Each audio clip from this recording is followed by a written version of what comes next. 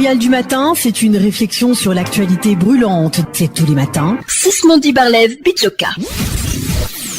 Voici un classement des pays africains qui ont reçu le plus de transferts de fonds de leur diaspora en 2017 et engagé des actions de développement dans leur pays.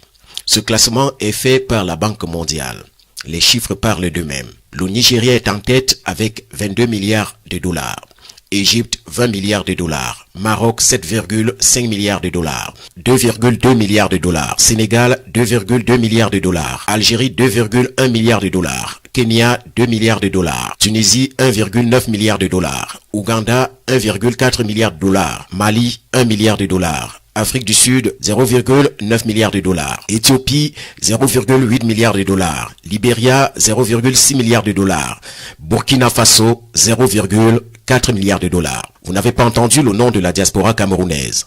Peut-être faudra-t-il chercher plus bas, genre 40e ou 50e. Pourtant, en matière de bruit inutile sur les réseaux sociaux, ils sont très forts, ils bavardent, ils menacent, ils hurlent. Biya doit partir, Biya doit partir. Oui, soit, admettons. Admettons qu'ils doivent partir. Nous sommes tous pour l'alternance. Allons voter.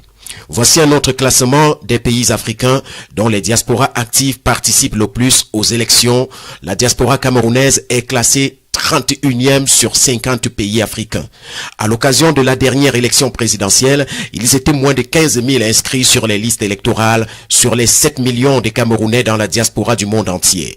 Le bruit pour rien. Des récipients vides qui font trop de bruit. 0 sur 10 partout en tout ce qui peut être utile. Premier de la classe en tout ce qui est inutile et nuisible. Le vol des voitures de luxe en Belgique, selon Tracross, un organisme européen qui lutte contre le vol des voitures qui sont envoyées en Afrique pour être revendues, est le fait des Camerounais. Les Camerounais sont parmi les plus nombreux sans-abri dans la ville de Toulouse en France.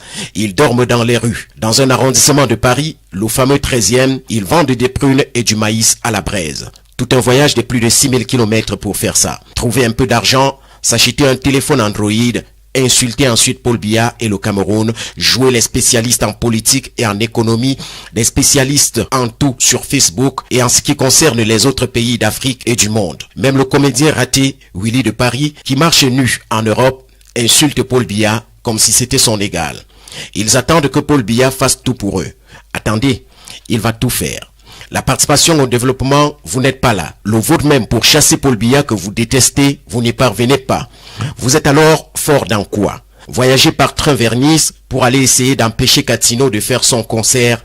Voilà votre travail. Empêcher les artistes de jouir de leur art. Qu'est-ce qui ne tourne pas rond dans vos têtes? La bouche, la bouche, la bouche. Manger dans les restaurants parisiens. Faire des selfies pour Facebook, Instagram, Snapchat. Faire des photos au pied de la Tour Eiffel dans les rues de Paris. Voilà votre quotidien. Comme si arriver en Europe était une réussite dans la vie. Vous savez quoi? Taisez-vous s'il vous plaît. Fermez vos gueules.